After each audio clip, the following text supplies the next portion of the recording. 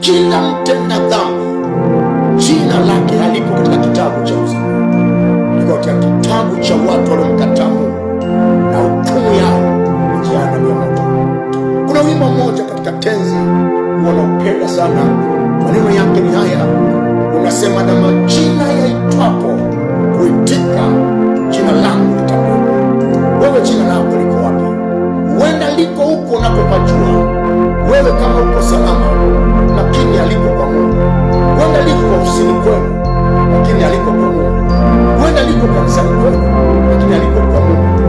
Huenda liko kwenye maeneo mbalimbali ambapo limeandikwa, na huenda liko katika kitambulisho cha taifa, lakini aliko kwa Mungu. Liko katika kitambulisho cha nchi yenu, lakini aliko kwa Mungu.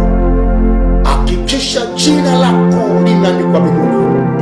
Siku ile ya kutisha inapotokea, watu wanaitwa kila rangi, kila kabila, na kila mtu anapata hukumu yake.